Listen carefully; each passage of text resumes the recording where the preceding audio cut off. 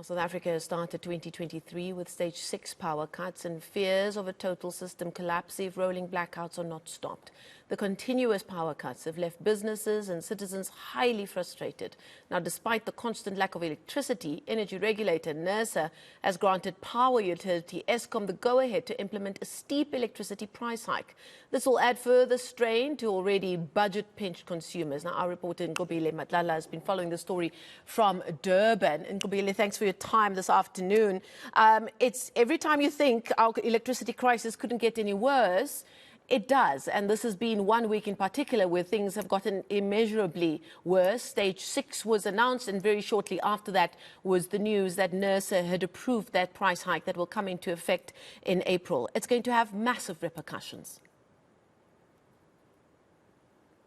Well, definitely, Masao. I mean, for the people that we managed to speak to in informal settlements, they're saying already it's very difficult.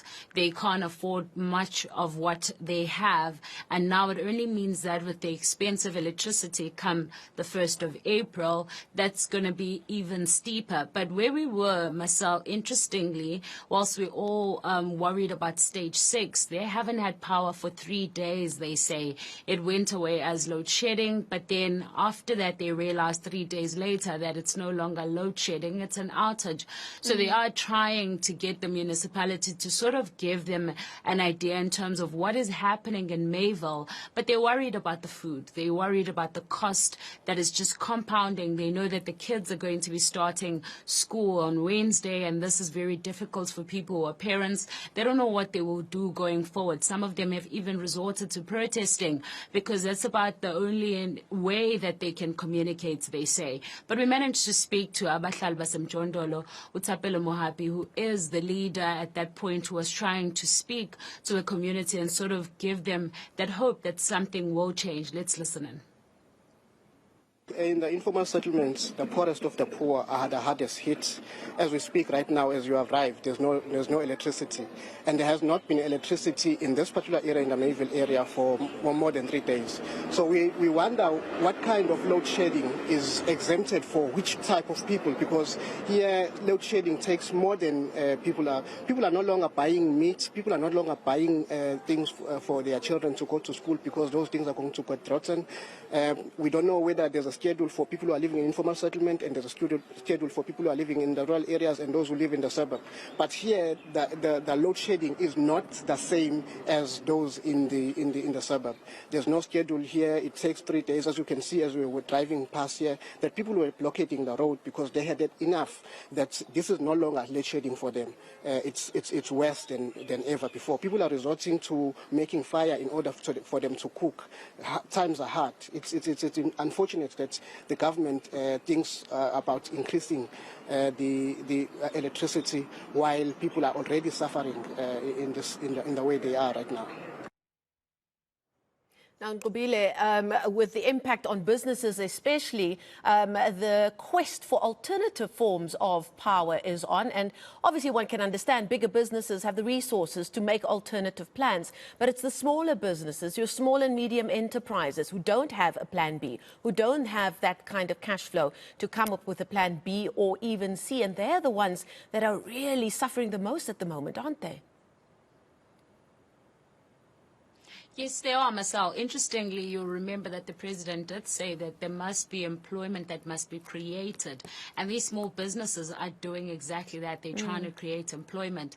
One in particular that we went to, which is Amashamplan's Lounge, we know that they're trying to create employment as well by having a car wash, which also employs the young people that are still looking for jobs. At the same time, you have people who are waitresses in the area. People go there as well as cashiers and so on. It's a small business. People go there for fun, for entertainment. They want to be there and have lots and lots of fun and just enjoy shisa, you know, and then like really get the meat at the shisa nyama and so on. But it's very difficult when you have load shedding. How do you park your car in an open space and think that it's going to be okay when you come back when it's dark? And I mean, what Ubonga was saying to us is that this is very difficult because he now has to employ more security and sort of cut where he doesn't need, because how does he have people that wait for 4 hours and not do anything? So he has to cut in some area in order to get other people an opportunity or a job at this time. But at the same time, he has customers that are concerned about their own safety, about the parking area, about so many things. They're worried as well when they drive in the dark and they go to his place. So it's a lot that he needs to think of financially, but at the same time think of safety. So he was just saying that he's really concerned about his customers' safety, and they just want the government to take them seriously, because how are you supposed to build in this type of climate? The power outrage is really destroying our businesses. So in terms of, like as we've just explained, that if there's no power, there's no car wash. If there's no power, there's no business. Our food is getting destroyed in our restaurant fridges. The beverages in our fridges are getting expired when the power is on and off.